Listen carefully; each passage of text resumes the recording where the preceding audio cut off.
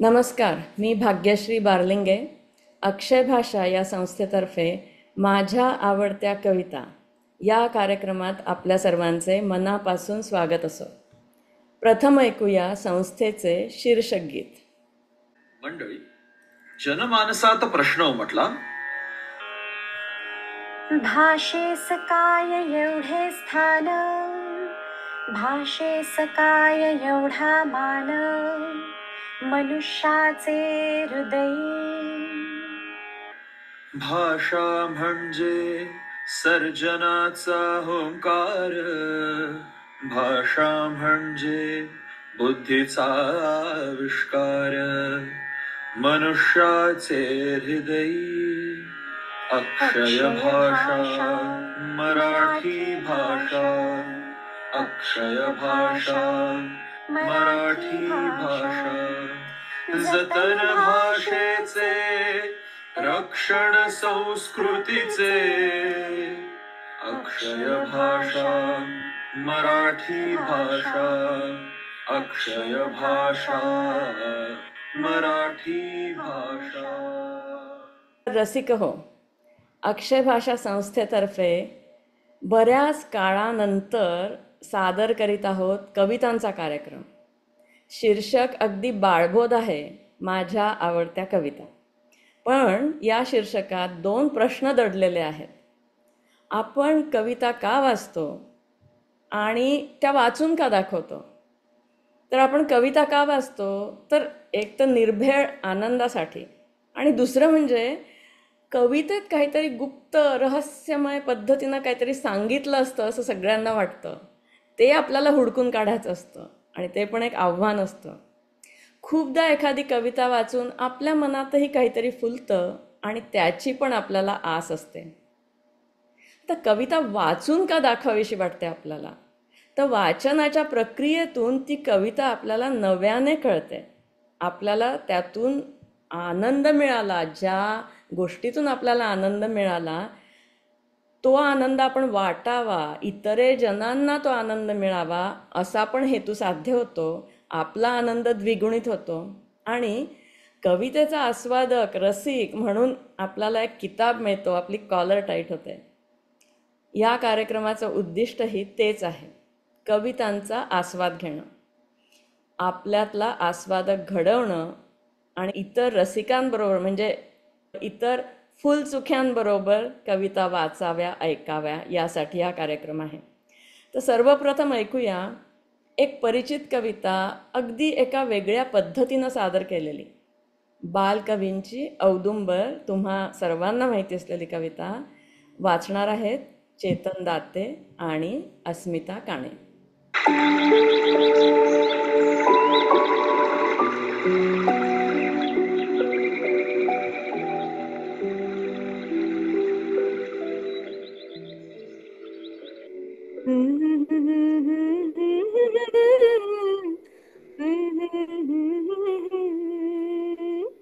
आहाहाहा, किती सुंदर आहे हा झरा आणि ही हिरवळ.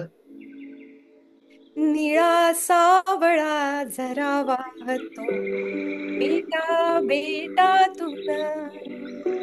तू ते गाव बघितलीस का? 4 घरांचे गाव चिमुकले पैल टेकडीकडे. शेत केवढी हिरवी कंच. शेतमळ्यांची दाट लागली हिरवी गर्दी पुढे. जायचं काय या पायवाटेनं? जाऊया की. पाय वाट पांढरी तयातुनी अडवी तिडवी पडे. हिरव्या कुरणामधून चालली काळ्या डोहाकडे. अंधार आहे की काजळ माया? झाकळुनी जळ गोड काळीमा पसरी लाटांवर. अरे ही तर औदुंबराची सावली. पाय टाकुनी जळात बसला असला औदुंबर. पाय टाकुनी जळात बसला असला औदुंबर. ऐल तटावर पैल तटावर हिरवाळी घेऊन निळा सावळा झरा वाहतो बेटा बेटातून. निळा सावळा झरा वाहतो बेटा बेटातून. बेटा बेटातून. वा, मस्त मस्त. छानच म्हटलं. आवडलं का हे या कवितेला दिलेलं रोमॅन्टिक वळण? मला असं वाटतं की त्यामुळे कवितेत जी चित्रमयता आहे ती वाढली आहे. म्हणजे जी द्विमितीय म्हणजे 2 डायमेन्शनल कविता जी आहे तर त्याच्यामध्ये जास्त जिवंतपणा रसरशीतपणा आला आहे. मंगेश पाडगावकर हे आपल्या सर्वांचे आवडते कवी, मराठीतील सिद्धहस्त कवी, अमाप लोकप्रियता मिळालेले. त्यांनी स्वतःविषयी लिहिताना एक दृष्टांत दिला आहे आणि तो फार महत्त्वाचा आहे. तर एक वडील आपल्या 4 मुलांना विचारतात की तुम्हाला कोण व्हायचं आहे? तर पहिला म्हणतो मला सेनाधिकारी व्हायचं आहे, दुसरा म्हणतो मला कारखानदार व्हायचं आहे, तिसरा म्हणतो मला वकील व्हायचं आहे, चौथा मुलगा गप्पच असतो. तो आपल्याच तंद्रीत असतो. त्याला तंद्रीतून जागा करून वडील विचारतात अरे तुला कोण व्हायचं आहे? तेव्हा तो मुलगा हसून म्हणतो मला मला समजून घ्यायचं आहे. ते वडील त्रासिक आवाजात विचारतात अरे समजून घ्यायचं, काय समजून घ्यायचं आहे तुला? तर तो मुलगा म्हणतो मला माणूस समजून घ्यायचा आहे.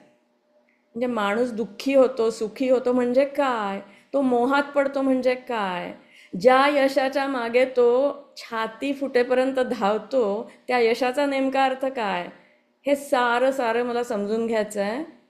आणि पाडगावकर म्हणतात माझी कविता कशासाठी या प्रश्नाचं उत्तर त्या चौथ्या मुलाच्या उत्तरापेक्षा वेगळं नाही. तर मला ते फार आवडलं. तर मला माणूस समजून घ्यायचा आहे आणि माणसावर प्रेम करीत माणसाचं गाणं गायचं आहे असं पाडगावकर म्हणतात.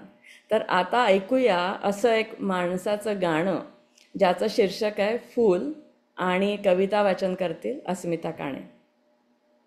कवी पाडगावकर इथे या कवितेत आपल्या अंतर्मनाला फूल असे संबोधतायत. आयुष्याच्या वेगवेगळ्या वळणांवर या फुलावर वेगवेगळ्या परिस्थितींचे पडसाद उमटतात आणि त्या पडसादांना त्यांच्या मनाने जी दिलेली दाद असते किंवा त्यांची जी रिॲक्शन आहे ती कवी या कवितेत व्यक्त करतात असे वाटते. तर सादर करते फूल. बागेत अक्षरांच्या जन्मास फूल आले, आपुल्याच अंतरीच्या रंगात फूल न्हाले. वळणावरी दिठीच्या एकांत खिन्न काळा, हे कोवळ्या उशेचे त्याला न फूल भ्याले, आपुल्याच अंतरीच्या रंगात फूल न्हाले. रंगीत पाखरांचा बाजार पिंजऱ्यांचा, पाहून फूल माझे दुःखी उदास झाले, आपुल्याच अंतरीच्या रंगात फूल न्हाले. वा. ती सांज धुंद ओली त्या चिंब आण भाका, ती सांज धुंद ओली त्या चिंब आण भाका, मातीत गंध गाथा वाचित हे निघाले, आपुल्याच अंतरीच्या रंगात फूल न्हाले. वा वा, वा. मस्त. सुंदर सुंदर कविता आहे, फारच छान. सुकले तरीही आहे पत्रात हे तुझ्या त्या मूक पाकळ्यांचे गाणे मला मिळाले, आपुल्याच अंतरीच्या रंगात फूल न्हाले. शेवटचा सुंदर. ओळ आहे. गाण्यात फूल आहे फुलात गाणे, स्वप्नात सोनवरखी चंद्रापरी बुडाले, बागेत अक्षरांच्या जन्मास फूल आले, आपुल्याच अंतरीच्या रंगात फूल न्हाले, आपुल्याच अंतरीच्या रंगात फूल न्हाले. वा वा, मस्त. खूप छान. खूपच छान. खूपच छान खूपच छान. कसं निसर्गातली प्रतीक कवी कसे वापरतात. पहिल्या बालकवींचंही पाहिलं आता पाडगावकरांचं पण. तर कविता कशी सुचते कवी का लिहितो वगैरे याच्यावर पुस्तकं लिहिली गेली या सर्जनशीलतेवर. पण मला नेहमी एक महत्त्वाचं काय वाटतं की एक सामान्य माणूस म्हणून मी त्याच्याकडे बघते तर नुसतं आंतरिक प्रक्रियांविषयी लिहिलेलं नसतं कवीनी बरं का. म्हणजे कितीतरी कविता नुसत्याच प्रणय किंवा बाकीच्या अशा व्यक्तिगत विषयांवर लिहिलेल्या नसतात, तर त्या सामाजिक बाबींवर सुद्धा लिहिलेल्या कविता असतात, विद्रोही कविता असतात. तर त्याच्यातली महत्त्वाची बाब अशी असते की कवितेचा परीघ खूप मोठा आहे. कविता व्यष्टी ते समष्टी, व्यक्तिगत ते वैश्विक, प्रणय भावना ते अतीव कारुण्य असा व्यापक प्रवास लीलया करते. तर हे कसं शक्य होतं? तर त्याचं स्पष्टीकरण काही अंशी डॉक्टर अरुणा ढेरे यांनी त्यांच्या कवितेच्या शोधात या पुस्तकात दिलं आहे.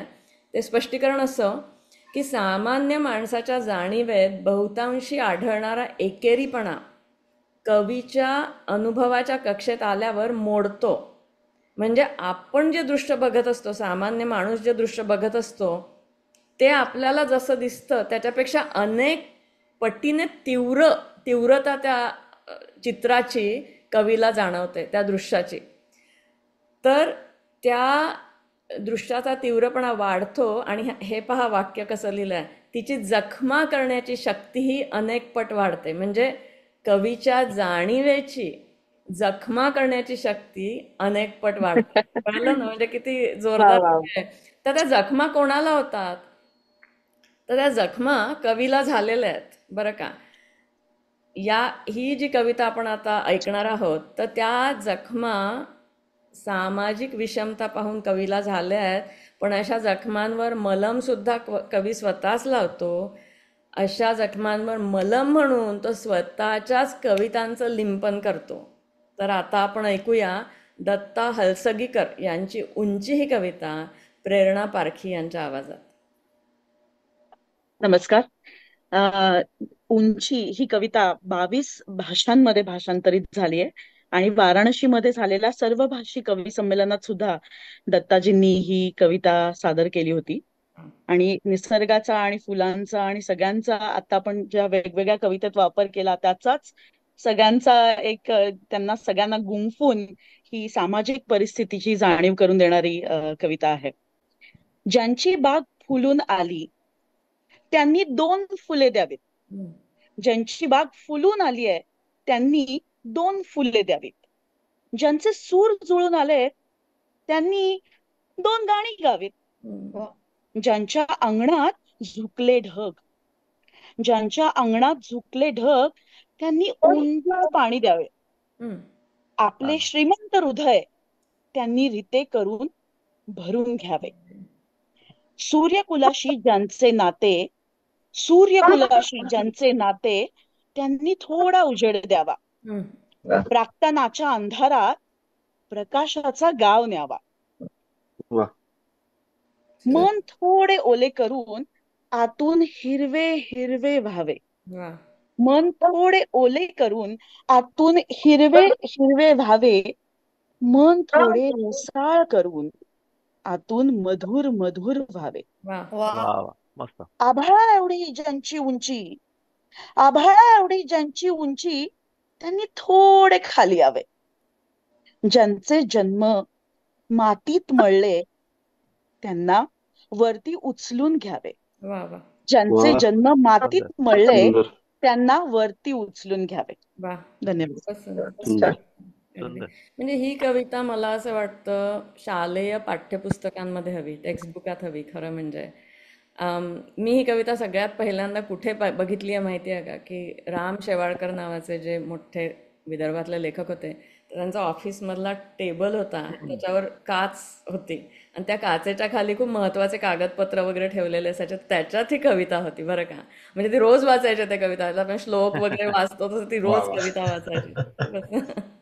तर माझी खूप आवडती कविता आहे. आता आपण वळूया आपल्या अजून दुसऱ्या एका आवडत्या कवयित्रीकडे.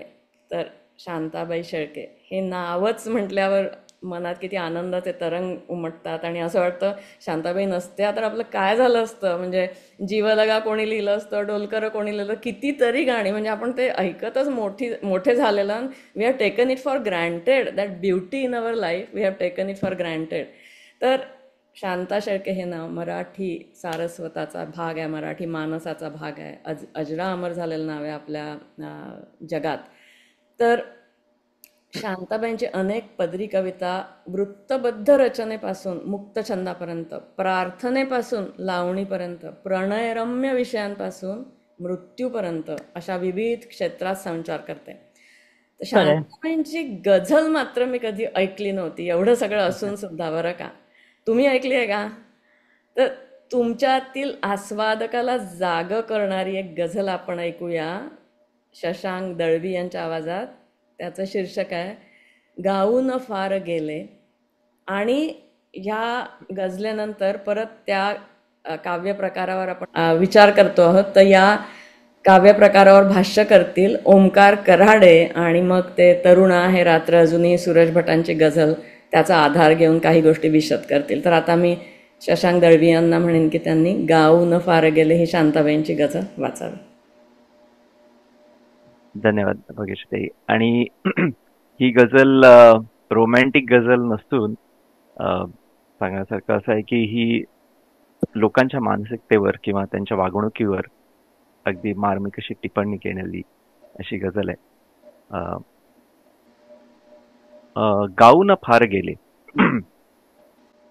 अर्थावरून पाणी वाहून फार गेले. अर्थावरून पाणी वाहून फार गेले.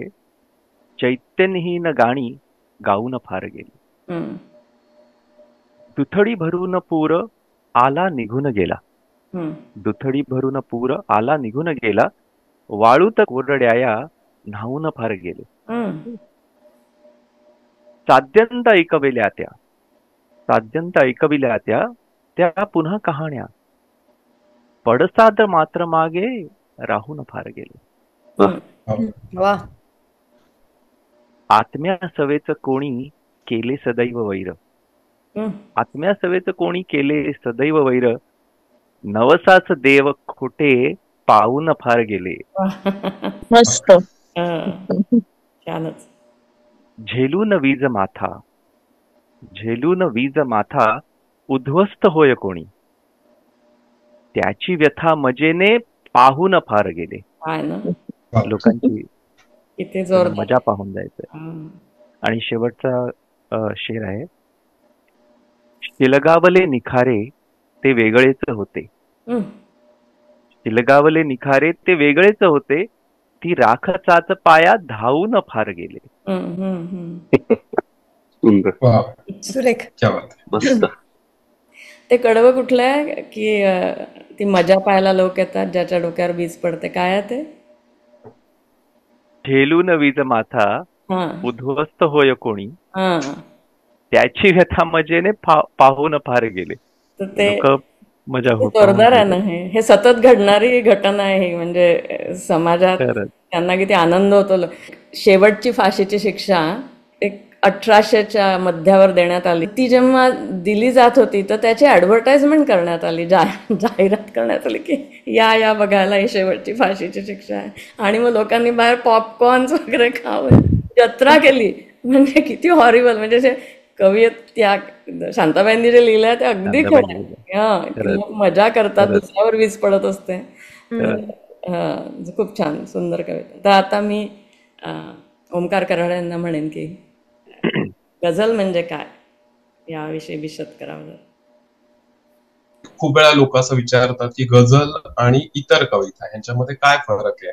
तर गझलेचं तंत्र आणि ते एकदा कळलं तुम्हाला की त्याचा आस्वाद घ्यायला अजून मजा येते. तर ते समजावं म्हणून बऱ्याच जणांना कदाचित माहिती पण असेल, पण ज्यांना माहिती नाही त्यांच्यासाठी म्हणून ही गझल निवडली आहे. सुरेश भटांची गझल आहे, सगळ्यांना माहिती आहे.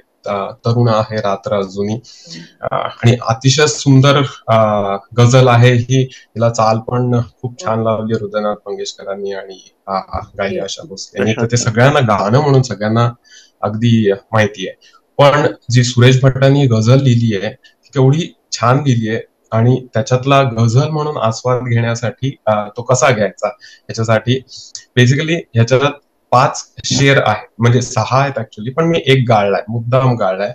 तर हे 5 जे शेर आहेत, जसं आता शशांकनी वाचून दाखवली शांता शेळकेंची गझल, त्याच्यात पण बरेच शेर होते, आय थिंक 6 होते. आणि हे सगळे शेर स्वतंत्रपणे अर्थपूर्ण असतात. म्हणजे ह्याच्यातला कुठलाही शेर हा स्वतःहून तुम्हाला सांगता येऊ शकतो की हा स्टँड अलोन शेर आहे. आणि ह्याच्यातला जो पहिला शेर आहे तो त्याला मतला म्हणतात. म्हणजे आता ह्याच्यात तरुण आहे रात्र अजूनी राजसा निजलास कारे, एवढ्यातच त्या कुशीवर तू असा वळलास कारे. आता त्याला एवढी छान चाल लावली आहे की त्याच्यातलं ते ही वृत्तबद्धता आहे ती आपल्याला अशी सहज लक्षात नाहीये, पण ती तशी वाचली की असं जाणवतं की अरे वा किती छान आहे. आणि ह्याच्यात कळतं की त्या गझलेची जमीन काय, असं आपण उर्दूमध्ये ऐकतो की उस गझल की जमीन पे कुछ लिखा है वगैरे वगैरे. मला उर्दू येत नाही पण तरी असं ऐकतो आपण. तर त्याच्यात ती जमीन काय सांगते की ह्याचं काय वृत्त आहे. म्हणजे तरुण आहे रात्र अजूनी, म्हणजे गाल गागा गाल गागा गाल गागा गाल गागा. तर हे व्योमगंगा वृत्त आहे. तर ते इथे त्यांनी एस्टॅब्लिश केलं की ही गझल सगळी व्योमगंगा वृत्तात असणार. याच्यातला कुठलाही शेर घेतला तरी तो त्याच वृत्तात असणार आहे. आणि गझलेत त्याच्याहून अधिक असतं की त्याच्यात अलामत, काफिया आणि रदीफ असे 3 प्रकार असतात. हे गंमत शब्द आहेत पण समजून घेऊया. हे त्याच्यातला रदीफ त्यातल्या त्यात समजायला सोपा आहे. कारे, हा कारे हा प्रकार आहे, हा प्रत्येक ठिकाणी तसाच्या तसा आलाय, तर तो त्याचा रदीफ आहे. आणि अलामत काफिया म्हणजे त्याच्या आधीच्या शब्दातला जो अकार आहे इथे, निजला सकारे, वळला सकारे, विझला सकारे, तर इथे ते जच्या जागी जा येऊन नाही चालणार, कारण तो अलासकार आहे. तो त्याचा तो प्रत्येक वेळेस आला पाहिजे. मग आता असं कुठली पण आता मध्येच घेतली आपण, उसळती हृदयात माझ्या अमृताच्या धुंद लाटा, तू किनाऱ्या सारखा पण कोरडा पुरलास कारे. तर त्याच्यातली जी गंमत आहे की आता जेव्हा आपण पुढचा शेर ऐकतो तेव्हा आपल्याला माहितीये की त्याचं यमक आणि अंत्ययमक किंवा अलामत, काफिया, रदीफ काय असणार आहे, पण तो काय शब्द काय अर्थाने तो गझलकार घेऊन येईल आणि त्याच्यातनं जो आनंद मिळतो तो अजून एक वेगळ्या प्रकारचा असतो की तुम्हाला असं वाटतं की अरे हा शब्द येतो इथे. कधी कधी म्हणजे असं गझल ऐकवताना प्रेक्षकांना किंवा श्रोत्यांना आधीच कळतं की अरे हा पुढचा शब्द आहे. त्यांची जी उत्स्फूर्त दाद येते ती खूपच, म्हणजे ते सुरेश भटांचं तुम्ही युट्यूबवर बरेच कार्यक्रम आहेत, त्याच्यात जर ऐकलं तर ते श्रोत्यांचा असा रिस्पॉन्स बघायला खूप छान वाटतं. मग आपल्यालाही त्याच्यातनं आनंद मिळतो. तर हे गझल म्हणून गझलेचा आनंद कसा घ्यायचा हे सांगण्यासाठी म्हणून मी म्हटलं आपण जरा काहीतरी अप्रतिम, खूपच छान ओंकार. धन्यवाद धन्यवाद. तर हेच आता हे सगळ्यांना हे शेअर माहिती आहे त्याच्यामुळे ते पुन्हा सांगण्यात काही पॉइंट नाही, पण त्याच्यातला हा आनंद असा लुटता येऊ शकतो. पण त्याचा कविता आणि कवितेचा दृष्टिकोन ह्या 2 वेगळ्या गोष्टी आहेत. सो गझल तर उत्तम आहे, पण तो दृष्टिकोन कळाला की त्यातनं प्रत्येकाचं वेगळं वेगळं वाचन असतं, पण तो दृष्टिकोन जर कळाला तर त्यातनं जास्त मजा येते. तो हे मस्त छानच अगदी. नक्कीच नक्कीच. वेळ मिळाला तर अजून एक छान गझल मी ऐकवीन शेवटी. त्याच्यात पण म्हणजे अर्थ आणि गझलेचं तंत्र असं दोन्ही कसं एकमेकांबरोबर खूप छान जाऊ शकतं त्याचं एक उदाहरण आहे. पण वेळ मिळण्यासाठी म्हणून मी हे लवकर संपवतो. मस्तच आहे, छानच आहे. मला म्हणजे गझलेमध्ये तू वृत्त पण सांगितलंस, याच मला या वृत्ताचीच मला याचं कौतुक वाटतं तुझं की त्याच्यात मला तर व्योमगंगा नावाचं वृत्त होतं हे पण माहिती नाही बरं का. पण मला ते तबजा जगागा म्हणे ती सव संत तिलका वगैरे काय ननम य मालिनी वृत्त वगैरे तेवढंच माहिती आहे, पण व्योमगंगा म्हणजे फारच मला ते छान वाटलं ऐकायला की आपण शेवटी ते शब्द आणि ती उत्सुकता जी त्या काफियाची होती ती जर तू म्हणालास की तो पुढचा शब्द ते अपास नाही माहिती पण कुठला असणार आहे. I think that is really the amazing part. खरंच खूपच अप्रतिमच आहे. आणि मला असं वाटलं की शेर नुसते उर्दूतच नाही तर मराठीत करून सुरेश भट शेरात 1.25 शेर ठरलाय, त्याच्यात प्रश्न पण मस्तच. तर आता आपण दुसऱ्या कवितेकडे वळूया. तुम्हाला सगळ्यांना अंतर्नाद हे मासिक माहिती असेल आणि ते 25 वर्षानंतर बंद झालं. त्यानंतर आता ई अंतर्नाद असं मासिक निघालं आहे. ते सगळ्यांनी वाचावं अशी इच्छा आहे. ते फ्री आहे, ते ऑनलाईन आहे, फ्री आहे. याच्यापेक्षा काय दुग्ध शर्करा योग तो कुठला असं म्हणता येईल. तर तुम्हाला पाहिजे असेल तर मी लिंक सगळ्यांना पाठवू शकते. तर सप्टेंबर महिन्याच्या ई अंतर्नादमधून एक मनोज्ञ असा दृष्टिकोन मला मिळाला. तर त्यात एक अतिशय ज्येष्ठ समीक्षक डॉक्टर सुधीर रसाळ यांचं लिखाण उद्धृत केलं आहे. तर त्यांनी लिहिलं आहे, कादंबरी किंवा नाटक जेव्हा आपण वाचतो तेव्हा आपण शब्दाकडून ते शब्द ज्या वास्तवाचा निर्देश करतात त्या वास्तवाकडे जातो. मग त्या शब्दाचे कार्य संपते. बघा हा कसं लिहिलं आहे. म्हणजे मला कधी वाटलं नाही की शब्दाचं कार्य कधी संपेल. मग त्या शब्दांचं कार्य संपते. कवितेत मात्र आपण शब्दातच राहतो, कारण कविता ही शब्दांचे जे अनेकविध भावनिक अर्थ असतात त्यांची संघटना असते. कळलं ना? म्हणजे कविता ही शब्दांची संघटना असते. हे खूपच छान लिहिलं आहे, मला फार आवडलं. म्हणून काव्य हेच परिपूर्ण वाङ्मय होय. काय वा. सुंदर आहे. अरे वा. हा. आणि हे भाष्य अर्थातच केवळ मराठी कवितेला नाही तर सर्व भाषेतील कवितेला लागू पडते. त्याचा पडताळा आपण आता घेऊया. खलील जिब्रान यांच्या मृत्यू या विषयावरील कवितेतून वाचन करतील निखिल देशपांडे. खलील जिब्रान हा बहुतांश आता इथे जमलेल्या सर्वांनाच माहिती असेल.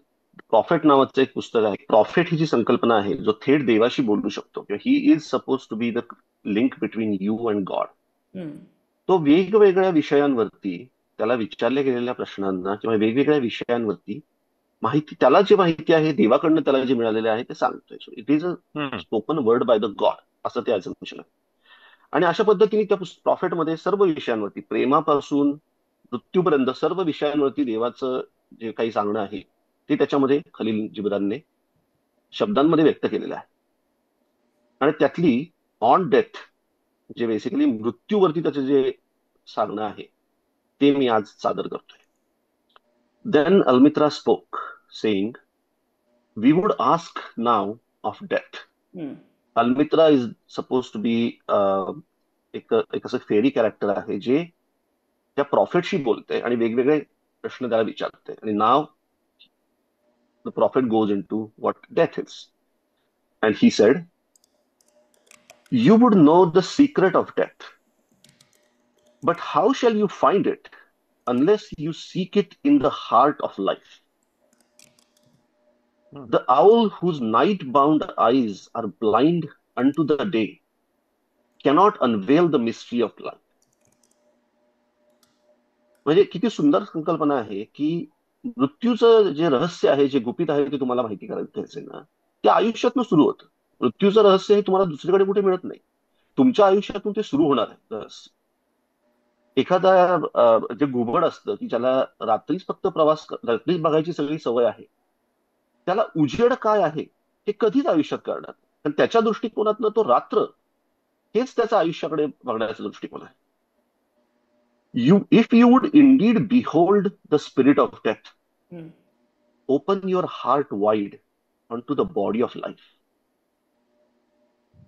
For life and death are one, even as the river and sea are the one. नदी समुद्र हे आपल्या संकल्पनेच्या दृष्टीने वेगवेगळे आहेत, पण शेवटी ते एकत्रच येतात. हे तुम्हाला लक्षात आलंय का? मृत्यूचं स्पिरिट तुम्हाला हवंय, स्पिरिट ऑफ डेथ तुम्हाला हवंय ना, मग त्यासाठी तुम्हाला बॉडी ऑफ लाईफ जगायची गरज आहे. त्याशिवाय तुम्हाला ते कधीच लक्षात येणार नाही. त्यात तुम्ही उतरण्याची आवश्यकता आहे. In the depth of your hopes and desires lie your silent knowledge of the beyond. And like seeds dreaming beneath the snow, your heart dreams of spring. Trust the dreams, for in them is hidden the gate to eternity. म्हणजे तुमचे जे काय आयुष्यातले इच्छा आहेत, आकांक्षा आहेत, ह्याच्यातून कुठून तरी तुम्ही त्या जसजशा पूर्ण होत जातील तसतसं तुम्हाला आयुष्याच्या शेवटाकडे जाताना त्याचं ज्ञान मिळत जाईल. हा माझं इंटरप्रिटेशन या कवितेचं एक आहे की तो सांगतोय की एक संपूर्ण आयुष्य जगण्याचा जर तुम्ही प्रयत्न केलात आणि त्यात तुम्ही यशस्वी झालात तर आपोआप तुम्ही मृत्यूचं रहस्य तुम्हाला उमगायला लागेल. आणि आता पुढचं फार छान. सुंदर उदाहरण त्याने दिलेलं आहे की your fear of death is but the trembling of a shepherd when he stands before the king whose hand is to be laid upon him in honor. हम्म. Is the shepherd not joyful beneath his trembling हम्म. that he shall wear the mark of the king? Yet is he not more mindful of the trembling? मान खाली झुकून राजासमोर एखादा समोर त्याच्या शेतकरी उभा आहे. राजाने त्याला दरबारात बोलवलं कशासाठी आहे की अरे मला तुझा सत्कार करायचा आहे, तू काहीतरी फार चांगलं केलेलं आहेस.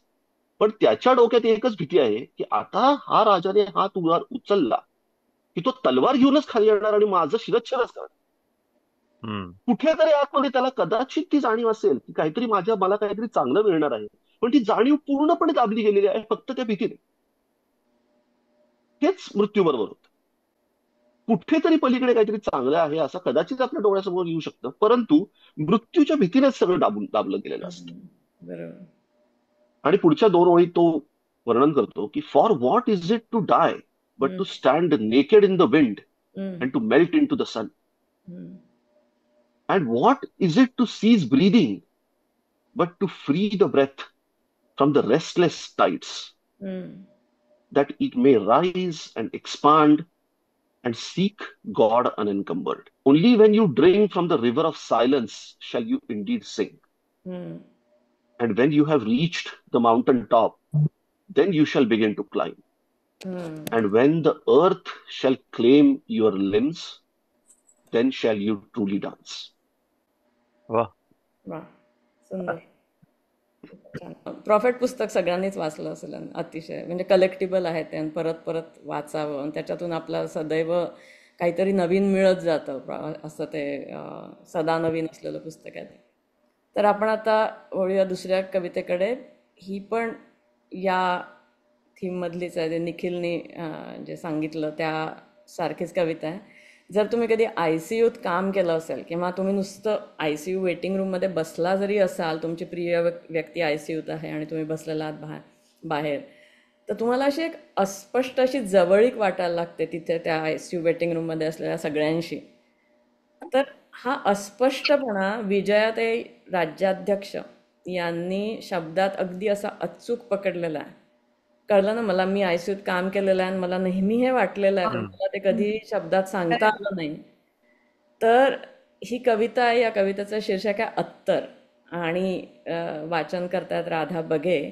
तर तुम्हाला तो अस्पष्टपणा अगदी स्पष्ट झालेला दिसेल. अत्तर. थँक्यू. आत्ताच इतक्यातच मी ICU मध्ये माझ्या एका जवळच्या मैत्रिणीच्या लास्ट डेज मध्ये विजिटेड आणि मी ताईशी याविषयी बोलली होती आणि ही कविता त्याला इतकी समर्पक आहे की सुंदर आहे कविता. तर सादर करते विजया राजाध्यक्ष यांची अत्तर. या अत्तराचे नाव मृत्यू. इस्पितळाच्या आवारात काही माणसे उभी, त्यांची मनं शुद्ध निरामय वैरे विसरलेली, किलमिशे जळून गेलेली. इस्पितळाच्या आवारात काही माणसं उभी. अहंकाराला थाराच नाही. एखाद्या अनोळख्याची वेदनाही कशी कोण जाणे जिव्हारी भिडते. येथे प्रत्येक जण तत्वचिंतक मृत्यूचा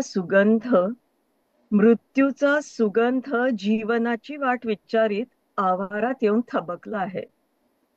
मृत्यूचा सुगंध आवारात येऊन थबकला आहे. त्या सुगंधानं प्रत्येक जण उत्तेजित आहे. या अत्तराचे नाव आहे मृत्यू. धन्यवाद. वा. सुंदर. थँक्यू. फारच छान. काय उपमा दिली. खोल जाऊन नृत्य अगदी मनात. हो, खूपच सुंदर. मला अगदी ते ICUतलं वातावरण एकदम आठवलं. सगळे लोक एकमेकांना अचानक मदत करायला लागतात, सगळ्या रेषा भिंती पडतात, असं होत जातं ते मृत्यूमुळे. त्यामुळे तर काय होतं, म्हणजे प्रत्येक कवी मृत्यूवर लिहितो असं म्हटलं जातं बरं का. तसंच प्रत्येक कवी बालपणावरही लिहितो असं म्हटलं जातं. तर आता शांताबाईंची लोलक ही कविता शशांक दळवी वाचून दाखवतील आणि तुम्हाला ते सगळं फार ओळखीचं वाटेल. तर मी शशांक दळवींना म्हणेन की लोलक ही कविता वाचावी, फार सुंदर आहे. नक्कीच. हो, लहान मूल, आपल्यातलं लहान मूल हरवलंय, सापडलंय शांताबाईंच्या नजरेतून. आपण बघूया. लोलक. देवाच्या देवळातून चोरून आणलेला लोलक हरवला माझ्या हातून. देवाच्या देवळातून चोरून आणलेला लोलक हरवला माझ्या हातून. तेव्हा डोळ्यातली फुलपाखरं उडून गेली आणि विझली पाण्याच्या थेंबातली इंद्रफुले. वा वा. आता गवत नुसतेच हिरवे दिसते, आभाळ नुसतेच निळे. घराघरांना, माणसांना फुटतच नाहीत इंद्रधनुष्याच्या रेषा. परवा एक पोर आली उड्या मारीत. परवा एक पोर आली उड्या मारीत.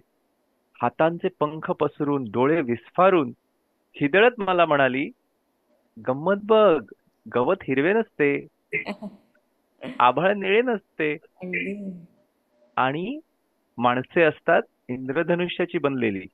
माहित आहे तुला? पोर विचारते. आणि शेवटच्या 2 ओळी आहेत, माझा लोलक हिला कुठे सापडला. देवळ्यातल्या झुमराला किती लोलक आहेत अजून. काय स्वतःकडे बघून परत त्यांनी इतकं सुंदर शब्द आहे. कवितेच्या शोधात हे पुस्तक जर तुमच्याजवळ नसेल तर जरूर विकत घ्या. अतिशय सुंदर पुस्तक आहे अरुणाताई ढेरेंचं.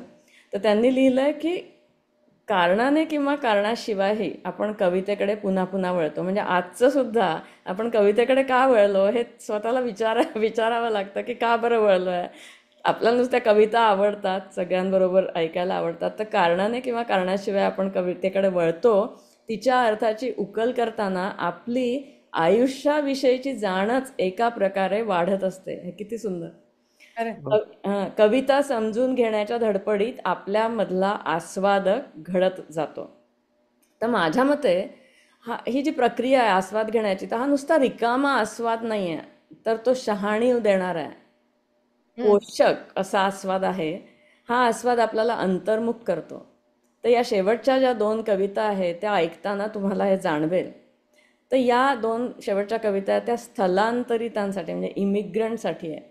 तर पहिली कविता आहे पाडगावकरांच्या तलम लेखणीतून उतरलेली. कवितेचं शीर्षक आहे भटके पक्षी आणि वाचन करतील प्रेरणा पारखी.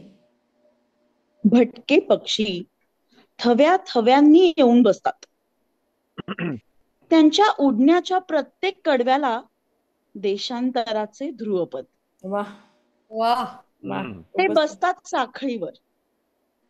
ते बसतात साखळीवर वास्तवाच्या. किती सुंदर. पाय न अडकवता. वाह.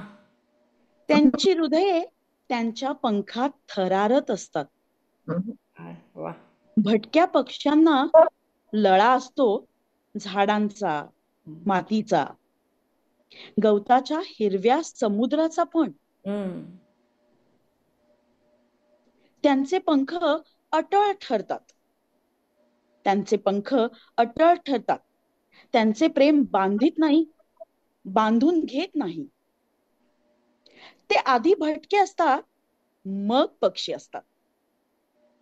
आभाळाच्या समुद्रातून उडू लागतात जेव्हा, आभाळाच्या समुद्रातून उडू लागतात जेव्हा, पंखांची शिडे उभारून हे इवल्याला गलबतांचे थवे.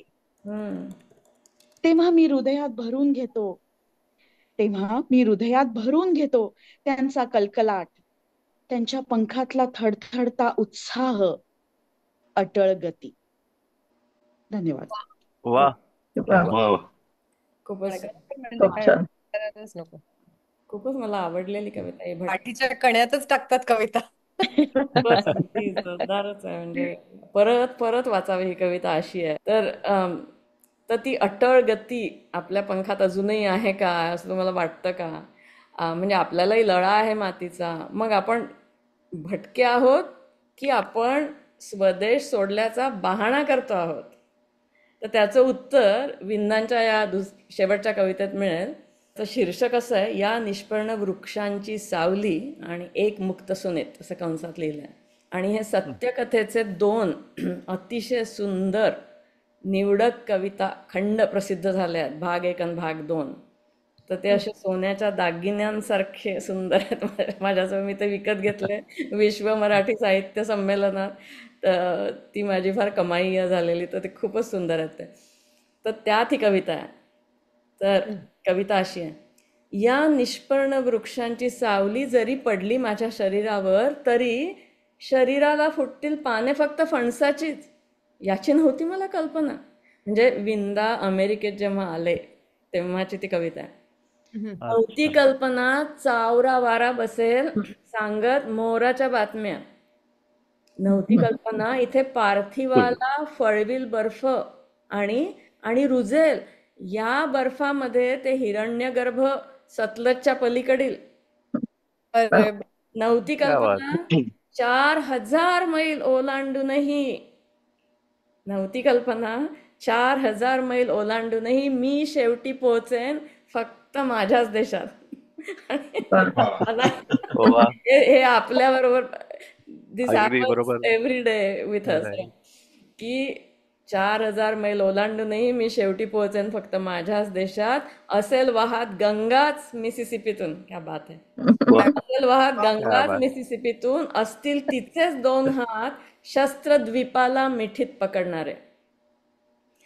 किती कठीण परदेशात पोहोचणे, किती कठीण परदेशात पोहोचणे स्वदेशाचा त्याग केल्याशिवाय. मला इतकं आवडतं, जोरदार ते वाक्यच कवितेतलं खूपच सुंदर आहे. किती कठीण परदेशात पोहोचणे स्वदेशाचा त्याग केल्याशिवाय. जेनेसिओ मधील, म्हणजे जेनेसिओ एक न्यूयॉर्क मधली डिस्ट्रिक्ट आहे, जेनेसिओ मधील फादर डगलीच्या घरासमोरील एका कुंडीमध्ये मला भासले तुळशी वृंदावन. आणि रात्रीच्या निर्भर नृत्यात मला भासल्या अनेक गोपी अनेक कृष्णांसह रासक्रीडा करताना. ऐक नाही, तेव्हा चपापलो. किती कठीण परदेशात पोहोचणे.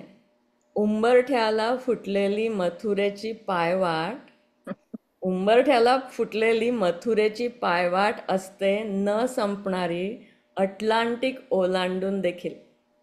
काय मस्त. शेवटची ओळ. नव्हती कल्पना मला की हे असं काही होईल. तर आपण अमेरिकेत आलो आहोत का नक्की, हा प्रश्न आहे मनाने. तर म्हणजे रसिक हो, आपण स्वदेशाचा त्याग खरंच केलाय का? म्हणजे ॲरिझोनातल्या उंबरठ्याला ही मथुरेची वाट फुटलेली दिसतेय का तुम्हाला? आपल्या सगळ्यांना अशी कोपर खळी मारत विचार करायला लावणारी ही कविता आहे. तर इथे कार्यक्रमाचा आखीव भाग संपला आणि इथून अनौपचारिक भाग सुरू होतोय. तर तुमच्यापैकी कोणालाही तुमच्या आवडत्या कविता म्हणायच्या असतील तर, मी आता अस्मिताने सुरुवात केली तर अस्मिताला म्हणते की तुला अजून कविता म्हणायची आहे का दुसरी, तर म्हण, वाच. जरूर. मला ही एक कविता आवडली, कवी अनिलांची आहे. कवितेचं नाव आहे विराणी. आभाळ खाली वाकलेले मेघ काळे क्रूर. आभाळ खाली वाकलेले मेघ काळे आणि क्रूर. गुडघा गुडघा चिखल आणि ओढ्यांनाही पूर. नुसता गडद अंधकार वीज चमकत नाही. नुसता गडद अंधकार वीज चमकत नाही. काळी माती काळे रान मला मीही दिसत नाही. हाती दिवा होता, हाती दिवा होता त्याची कधीच विझून गेली वात. कशानेही उजळत नाही अशी काळी कुट्ट रात. आहे ओळखीचे पुष्कळ काही, काही दूर जवळ काही. असून नसून सारखेच मी कुठे हे कळत नाही. हारल्याची हरवल्याची जाणीव सतत सलत राहते. हारल्याची हरवल्याची जाणीव सलत राहते. अशा वेळी काळोखात विरून जावे वाटते.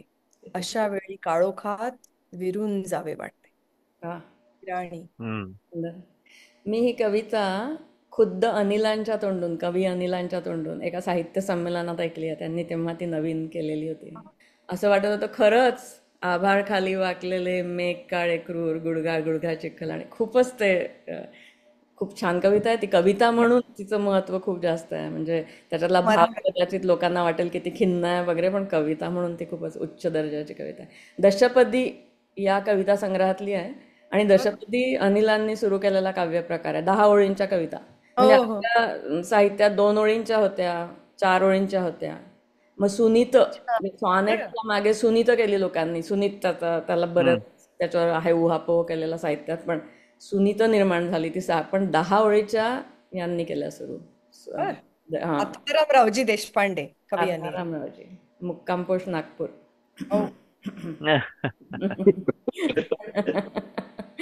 तर बरं, आता कोण बरं? ओंकार एक गझल म्हणणार होता परत.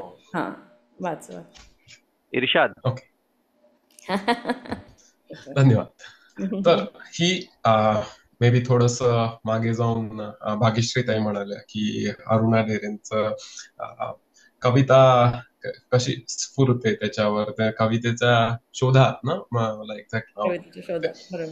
तर तसंच बेसिकली गझलेच्या शोधात असं म्हणता येईल. मी गझलकाराचं नाव शेवटी सांगतो, कारण इट डझंट मॅटर, राईट? मोठी मोठी नावं असतात, काही नसतात, पण त्या गझलेचं जे सौंदर्य आहे ते एवढं छान आहे. तर ते गझल सुचत नसताना त्या गझलकारांनी लिहिले त्याच्यावर की कुठल्या कुठल्या गोष्टींनी गझल सुचू शकते ह्याच्यावर ती गझल आहे. तर गझलेचं नाव आहे वजन एखादे नवे. वजन एखादे नवे हेच त्याचा अलामत काफी आणि रदीफ आहे. ते तुम्हाला हळूहळू कळेल. आणि याचं वृत्त कालगंगा आहे. ते पण म्हणजे ते डझंट मॅटर, ते म्हणताना ते त्या तालात स्वतःहून येतं. पण ते अशी सुरू होते. दुःख तू केलेस कोठे सहन एखादे नवे. तर दुःख तू केलेस कोठे सहन एखादे नवे. सांगना तुझं का सुचावे कवन एखादे नवे. तर त्याच्यात ते सहन एखादे नवे आणि कवन एखादे नवे यांनी आता प्रत्येक शेवट होणार आहे या सूत्रात असलेला. तर आता त्याची गंमत आपण बघूया. आणि अर्थ तो गझलकार सांगतोय की दुःख सहन नाही केलं तू, तर दुःखातनं बऱ्याच वेळा गझल येते. तर तेच सांगायचा प्रयत्न करतो की तू दुःख नाही सहन केलंस कदाचित, म्हणून तुला काही सुचत नाही असं. आता ह्याच्यातनं आपण पुढचे बघूया. या जुन्या आकाशगंगा चंद्र तारे ही जुने. या जुन्या आकाशगंगा चंद्र तारे ही जुने. शोधतो आता मला मी गगन एखादे नवे. केवढी छान घेतली. म्हणजे नव्या कल्पनातनं सुचणारी गझल किंवा कविता. शोधतो आता मला मी गगन एखादे नवे. मग झिंग एखादी अशी की जी कधी उतरू नये. झिंग एखादी अशी की जी कधी उतरू नये. पाहिजे माझ्या मनाला व्यसन एखादे नवे. कविता करणे किंवा काव्याचं जे व्यसन असतं त्याच्याविषयी किती छान सांगितलं. मग थोडस प्रेमाकडे की नाव आधीचे तसे जाईल का पुसले कधी. नाव आधीचे तसे जाईल का पुसले कधी. नाव तू केलेस कोठे मनन एखादे नवे. सुंदर. मग क्षीणसा आवाज आला जीर्ण काये तू नया. अगदी विचार बदललाय. नवीन शेर त्याच थीम मध्ये पण पूर्ण स्टँड आलं. क्षीणसा आवाज आला जीर्ण काये तू नया. पाहिजे मज पांघराया वसन एखादे नवे. अरे वा, व्यसन आणि वसन किती सुंदर जुळवलंय. उत्तरे मिळतीलही त्यातून तुझं काही जुनी. उत्तरे मिळतीलही त्यातून तुझं काही जुनी. घाल तू दुनियेस कोडे गहन एखादे नवे. अरे वा. नवीन विचार. शब्द सारे भासती मज मोडकी पडकी घरे. शब्द सारे भासती मज मोडकी पडकी घरे. पाहिजे अर्थास माझ्या सदन एखादे नवे. किती छान. मग काय मी मागून आता मागतो आहे तुला. काय मी मागून आता मागतो आहे तुला. मोडण्यासाठी तरी दे वचन एखादे नवे. वा वा. क्या बात अरे आहे. वा, वा क्या बात. वा, आणि सुंदर. आणि आता शेवटचा शेर मस्त. तो केवढा छान आहे. म्हणजे त्यांनी त्या त्या ज्या वृत्तात लिहिलंय, ज्या छंदात लिहिलंय त्याच्याविषयीच आहे की आजच्या छंदात कविता वाटते हलकी मला. हम्म. हा. आजच्या छंदात कविता वाटते हलकी मला, मी उद्या शोधीन सुद्धा वजन एखादे नव्हे. वा वा वा वा, मस्त. खूपच छान. मस्त. तर ही सुंदर. गझल आहे प्रदीप कुलकर्णी यांची. मला बरं. खरंच माहिती नाही ते हो. कोण आहेत, खूप खूप छान. फेमस आहेत नाही आहेत, मला काही इन्फॉर्मेशन मिळाली नाही. या पण कवितेमुळे त्यांच्या खूप फेमस व्हावेत खरं म्हणजे. खरं सुंदर सुंदर केलं. तर कविता. त्यांच्या suresh.in नावाच्या वेबसाईटवर बऱ्याच त्यांच्या गझल आहेत आणि हो. अजून इतरही खूप जणांच्या खूप छान गझल आहेत. म्हणजे वा. तुम्हाला इंटरेस्ट असेल गझला वाचण्यात तर तिथे नक्की वाचा. आणि खूपच. तिथे म्हणजे नुसती गझल नसते, ते गझलेवर मग पुढे डिस्कशन असतं की हो अरे या शब्दाच्या जागी हा शब्द वापरला तर किती छान वाटेल. मग असं करत ती बिल्ड होत जाते. म्हणजे ती हम्म. गझल काइंड ऑफ शिजायला ठेवतात कधी कधी 4 महिने 6 महिने आणि तेव्हा अशी छान होऊन येते ती. अरे तर वा. त्या सगळ्याचा पण अनुभव घेता येईल तिथे. मस्तच. खूपच सुंदर. माझ्याजवळ एक कविता आहे, ती जरा लांब आहे. एक शेवटची वाचू, आणि ही इतकी योग्य आहे या काळासाठी, इलेक्शनच्या काळासाठी बरं का. सारेच कसे दीप मंदावले आता. तर ही पण अनिलांचीच कविता आहे, पण ही दशपदी नाही. ही मोठी कविता आहे, प्रॉपर कविता आहे. हम्म. सारेच कसे दीप मंदावले आता. सारेच कसे दीप मंदावले आता, ज्योती विझू विझू झाल्या, की झड घालून प्राण द्यावा पतंगाने, असे कुठेच तेज नाही. म्हणजे असं प्रेसिडेन्शियल डिबेट ऐकून वाटलं ना. थिजले कसे आवाज सारे, थिजले कसे आवाज सारे, खडबडूनी करील पडसाद जागे, अशी कुणाची साध नाही. सारेच कसे दीप मंदावले आता. हम्म. सारे या द्या जीव या वाणीवर, अशी वाणी निघत नाही. भावनांना चेव नाही, यौवना आव्हान नाही, संघर्ष नाही, झुंज नाही, जावे ज्या मागे बेधडक, असा झुंजार वीर नाही. वा. कामी यावा देह जिथे, असा रणसंग्राम नाही. हम्म. प्रेतेही उठतील अशा, बरं का, प्रेतेही उठतील अशा मंत्रांचा उद्घोष नाही. आशांचा हिरमोड आणि बंडांचा बिमोड, सारीकडे तडजोड, सारीकडे तडजोड होऊन, सारे कसे सरदावले, सारेच कसे थंडावले आता. सारेच कसे दीप मंदावले आता, ज्योती विझू विझू झाल्या. साऱ्याच आघाड्यांबरी ही अशी हो सामसूम, साऱ्याच आघाड्यांबरी ही अशी हो सामसूम, वरती खाली सामसूम, इकडे तिकडे सामसूम, आजूबाजू सामसूम, सगळीकडे सामसूम, हृदयामध्येही सामसूम. कुठे पोटतिडीकच नाही, प्रेमामध्ये धडक नाही, जीव ओढून घेईल अशी डोळ्यांमध्ये फडक नाही. जीवनाला वाव नाही, तारुण्याची चमक नाही, धमक नाही, साहित्यात चैतन्य नाही, संगीतात इंगित आणि कलेमध्ये उकल नाही. आहे की नाही. सरळपणाला भाव नाही, साधा सदाचार नाही. जो तो कसा लाचार आहे, ह्याची त्याला फूस आहे, घराघरात घुस आहे, तेरी चुप मेरी चुप गुपचुप, हम्म. सारा हिशेबी व्यवहार आहे. जो तो जागा धरून आहे, नाहीतर अडवून आहे, दबेल असून चढेल आहे, योजनांची चळत आहे, परकीयांची मदत आहे, तज्ज्ञांचीही उणीव नाही, आपली जाणीव नाही. त्याग त्यागिले भोग मागे, दाता दीन याचना मागे, दानासाठी मान मागे, दानासाठी मान मागे, शील आपले मोल मागे, सौंदर्याची विक्री चाले कागदांच्या कपट्यांवर.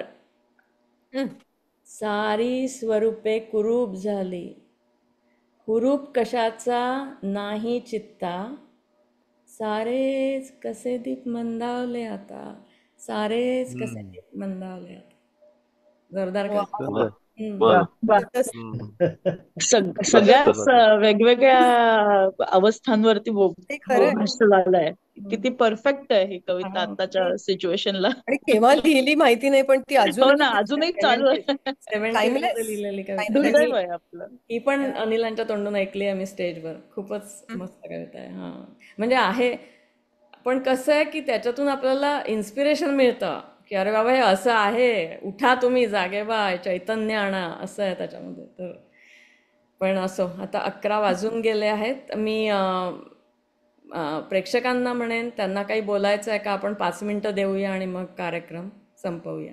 खूप मजा आली ताई. एक तर सकाळ छान चालू झाली रविवारची, त्यामुळे मजा आली. आणि वेगवेगळ्या कविता आणि सगळ्यांचे जे इंटरप्रिटेशन्स असतात ती ऐकायला फार मजा येते. म्हणजे काही जण कविता वाचतात तेव्हा एक वेगळा अर्थ आम्ही घेऊन जातो, पण ते जेव्हा एक्सप्लेन करतात तेव्हा त्यांचा एक वेगळा अर्थ ऐकायला मजा येते. आपण म्हणतो तसं की कविता सुचवण्याचा विषय आहे. एक छोटी कविता होती, मला माहिती नाही 1 मिनिटाचा वेळ असेल का मध्ये. अगदी अगदी अगदी जरा.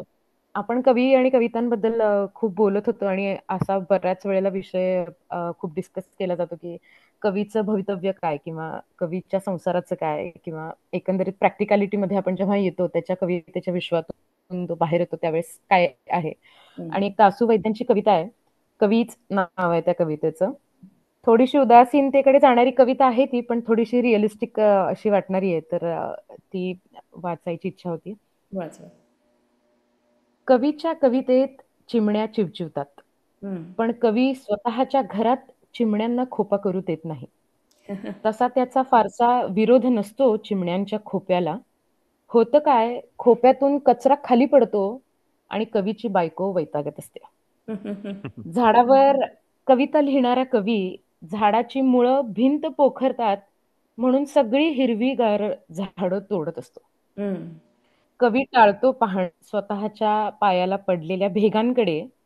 कवी दुर्लक्ष करतो बायकोच्या रापलेल्या चेहऱ्याकडे आणि गिरवत बसतो सखीचं चित्र खूप हळूवार, बरच निरागस. कधी कवी घासलेटच्या रांगेत उभा असतो, मग त्याच्या शब्दांना येतो घासलेटचाच वास. शाळेतल्या वर्गात कवीची कविता उदात्त भावना वगैरे म्हणून शिकवली जाते. दरम्यान कुठल्या तरी अनामिक स्टेशनावर कवीचा छिन्न विच्छिन्न देह रुळावर सापडतो. भक्कम चाकाची रेलगाडी आपल्या अजस्त्र पायांनी तुडवून गेलेली असते कवीला. पंचनाम्यात कवीच्या खिशात किराणा मालाची यादी आणि रेलगाडीवरची एक फार लोभस कविता सापडते. अरे, फार रंगावरती आली होती ही कविता वाचल्यानंतर. आणि असे कितीतरी नवोदित कवी पण समोर येऊन गेले, किंवा ज्यांना ह्या साहित्यात काहीतरी काम करायचं होतं पण ते नाही येऊ शकले बऱ्याच गोष्टींमुळे, तेही समोर येऊन गेले. पण शेवटी कविता मजेचा प्रकार आहे आणि मजा आली आज. छान. Thank you for reading it. आज मजा आली मला. I enjoyed the programme very much. आणि तुम्हाला सगळ्यांना तुमचे काय आभार मानायचे म्हणजे कृत्रिमता होईल. हे सगळ्या शिक्षकांचे आभार, म्हणजे रविवारची सकाळ आमच्याबरोबर तुम्ही घालवलीत त्याबद्दल. आत्मा अत्यंत फुलवून देणारा असा रिबूट कार्यक्रम होता हा. मला सगळ्यांना धन्यवाद. थेरप्युटिक आम्हा सगळ्यांसाठी पण आवश्यक होता भाग्यश्री ताई, त्यामुळे thank you for the initiative. Have a nice day, have a nice weekend. आणि परत कार्यक्रम करूया या एकमेकांना वचन देऊन. लवकरच भेटूया परत. चला, बाय. नक्की.